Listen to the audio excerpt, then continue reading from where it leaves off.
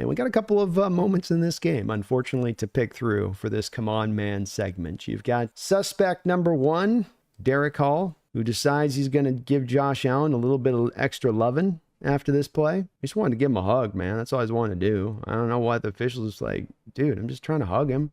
I didn't know he was going to flop onto his back. I just wanted to give him a little huggy.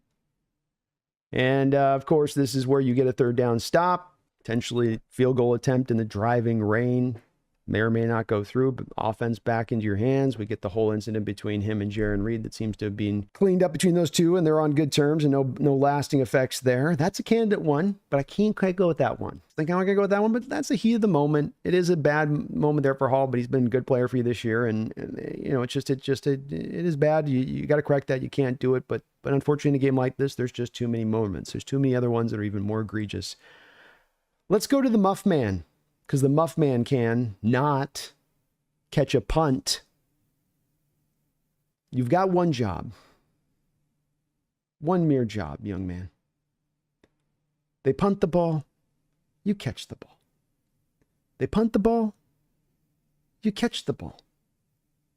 But something has happened to where D. Williams is unable to do the second part of that process, which is something because he has nothing to do with the first part of the process. I want this man on a jugs machine. I want Mike McDonald to go to him in the morning and say, here's how we're doing this. And I'm going to get a yes or no answer for you on this next proposition I propose to you.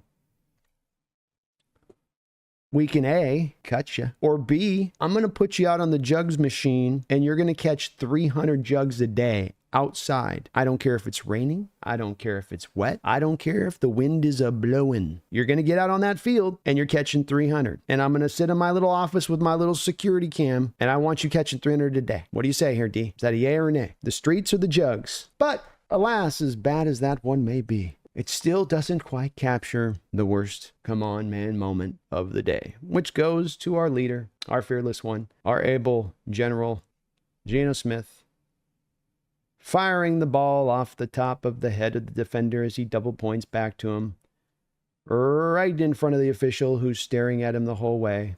Even as you look at the official's face here, he's like, really, dude? Really? Really? Really, Geno?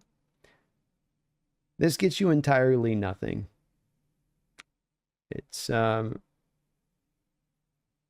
got to scramble there. You get some yards back. You're trying desperately to claw your way back into this game. And a guy that has got to rise above everybody else who cannot get caught in the heat of the moment is a quarterback, and people have questioned Geno Smith's leadership. And it's one that I have definitely supported because there's been times he has shown good leadership. But this flicking the ball off guys' helmets, the kind of losing composure a bit times on the sideline and how he carries and holds himself as players are going to look to him. I mean, even in a moment where I see a DK frustrated on the sideline there and DK's just sitting there, maybe DK says, just don't come near me when I'm in that mode. But it's still a moment where you want your quarterback and receiver talking to each other. Your quarterback going over there and just discussing it. It's not a great moment from Geno. Not a great moment from Geno. And so he's got to be a bit bigger than this, and he's got to be smarter than this in this moment. You can't fling a ball off a guy's helmet. The play was not even that bad. The guy didn't even bang him that egregiously out of bounds. He's just frustrated. He's had the ball snapped off of his head, over his head.